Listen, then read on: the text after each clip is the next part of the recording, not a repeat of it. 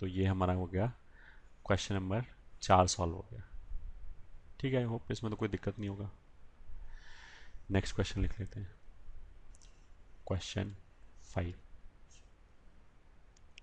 Late fx is equals to minimum of tan x comma cot x for all x belonging to 0 से π/2। ठीक है, then find 0 से π/2 fx dx। ये question है। ठीक है, चलो सॉल्यूशन लिख लिया। मिनिमम ऑफ इस तरह की चीज़ का मतलब क्या होता है? Minimum of tan x and cot x। ठीक है, इसका मतलब ये है कि जैसे तुम ऐसे देखो fx is equals to minimum of tan x and comma cot x। ये बोल रहा है कि जैसे कहाँ तक वैलिड है, 0 और π/2 के बीच में वैलिड है। तो ये बोल रहा है कि मान लिया हमने x का कोई भी वैल्यू लिया, सिर्फ ये तो मैं समझाने के लिए लिख रहा हूँ, this is not part of the solution. ये तो मैं ऐसे ही समझा रहा हूँ कि इसका मतलब क्या है। अगर मैंने x का वैल्यू मान लिया π/3 लिया, तो फिर मेरे को देखना है फंक्शन का अल्टीमेटली वैल्यू क्या आएगा। तो वैल्यू ऐसे आएगा f ऑफ π/3। ये ठीक है, उसका मतलब क्या है? मिनिमम ऑफ x की जगह π/3 रख दिया पूरे में, तो tan π/3 कितना हो जाएगा? √3। cot π/3 कितना हो जाएगा? 1/√3। ठीक है, तो इसने क्या बोला? Minimum of these two number, मतलब इन दोनों में छोटा कौन है? 1/√3। तो वही आंसर आ जाएगा। ठीक है, तो इसने इफेक्टिवली क्या बोला कि x इज इक्वल टू π/3 रखने पे tan x और cot x में जो भी छोटा वैल्यू प्रोड्यूस करे वही आंसर आ जाएगा। जो छोटा वैल्यू आया वो आंसर आ गया। ठीक है, अगर मान लिया मैंने π/4 रखा, तो tan x का वैल्यू और cot x का वैल्यू दोनों का ही वैल्यू 1 हो जाएगा। इसमें तो दोनों बराबर आ गया, तो भी कोई बात नहीं। 1 और 1 में मिनिमम वैल्यू तो 1 ही है, तो आंसर 1 आ जाएगा। ठीक है, ये तो हो गया एनालिटिकली हमने बोला कि ऐसे होगा। अगर मैं ग्राफिकली बात करूं कि क्या हो रहा है, तो उसके लिए तुम ऐसे देखो, किसी भी x के लिए हमने ये देखा कि tan x पे कौन सा पॉइंट आ रहा है, cot x पे कौन सा पॉइंट आ रहा है। जो भी पॉइंट नीचे है, मिनिमम का मतलब तो छोटा होता है, तो जो भी पॉइंट नीचे है उसी पॉइंट से y का वैल्यू दिया जाएगा। ठीक है, क्योंकि वहां पे y का वैल्यू कम आएगा। इस बात का मतलब क्या है वो जानने के लिए तुम ये देख लो कि मान लिया हमने tan x का ग्राफ खींचा ऐसे, ठीक है, 0 और π/2 के बीच में, बस केवल इतना से ग्राफ खींचे, और फिर एक cot x का ग्राफ खींचा, वो ऐसे आ जाएगा। ठीक है, ऐसे जाएगा cot x का ग्राफ। ये ऑफ कोर्स बराबर वैल्यू कितना आ गया? π/4। तो अब हमें 0 से यहाँ तक जाना है। ठीक है, ये तो tan x और cot x का ग्राफ हो गया। ये तो हो गया क्या? tan x, और ये हो गया क्या? cot x। तो अगर मैं 0 से π/4 तक जाऊं, तो किसका ग्राफ नीचे है? ऑफ कोर्स tan x का नीचे है। जैसे एक पे पॉइंट यहाँ आ रहा है, cot पे अगर पॉइंट यहाँ आ रहा है तो tan पे यहाँ आ रहा है।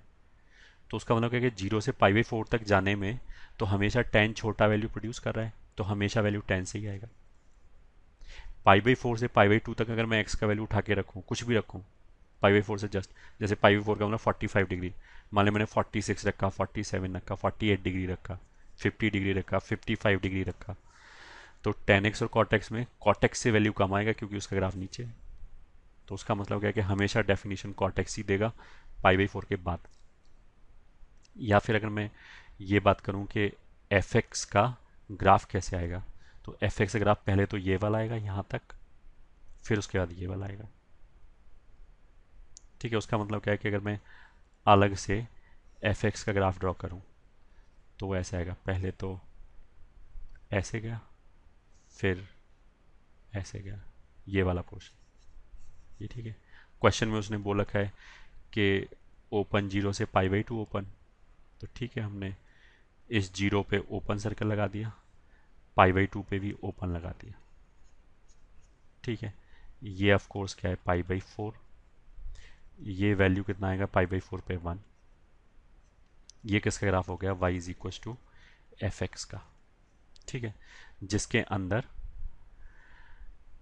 ये तो हो गया y is equal to 10x और ये हो गया y is equal to cot x.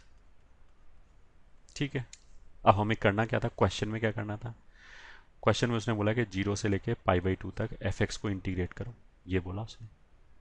तो बस हमने क्या किया, 0 से π/2 तक इंटीग्रेट कर लिया। अब 0 से π/2 तक जाने में क्या है कि π/4 पे डेफिनेशन चेंज हो रहा है। π/4 तक तो यहाँ से यहाँ तक तो क्या है 10x ही है डेफिनेशन, π/4 से आगे जाने पे डेफिनेशन क्या है cot x हो गया।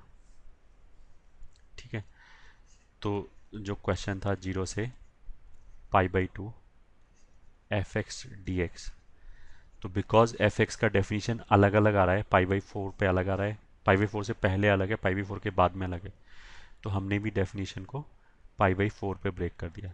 तो 0 से π/4 तक तो इस fx की जगह क्या लिखा जाएगा, ये 10x, तब तो यहाँ पे आ गया 10x dx प्लस π/4 से आगे तक जाने में, π/2 तक जाने में कितना आ गया cot x dx।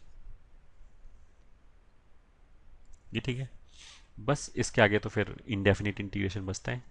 10x का इंटीग्रेशन क्या होता है, ln mod sec x, ये ठीक है, इवेल्युएटेड बिटवीन 0 से π/4। आई होप ये सब फॉर्मूले अब याद होने चाहिए। cot x का इंटीग्रेशन क्या होगा, ln mod sin x, ये ठीक है, इवेल्युएटेड बिटवीन π/4 एंड π/2। ठीक है, करो इवेल्युएट।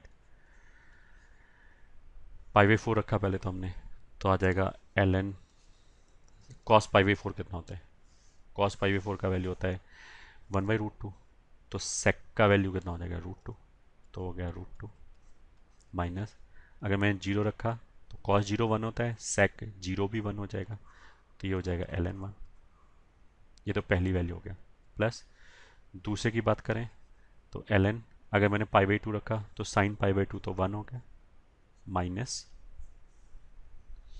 π/4 रखो तो ln sin π/4 कितना हो गया 1/√2, ये हो गया। ठीक है, तो ये और ये कैंसिल हो गया, इन दोनों के ऊपर चाहो तो ln a minus ln b लगा दिया, तो उसको हमने लिख दिया ln a अपॉन b, ऐसे लिख दिया, which is equal to ln 2। ये √2 और √2 ऊपर जाके कितना हो जाएगा 2 मल्टीप्लाई हो गया, तो आंसर कितना आ गया ln 2। ठीक है, यही आंसर हो गया इस क्वेश्चन।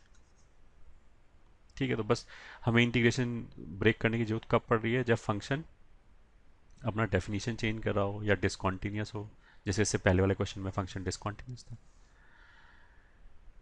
ठीक है, तो आई होप अभी तक जो पढ़ाया गया वो समझ में आ गया होगा प्रॉपर्टी में।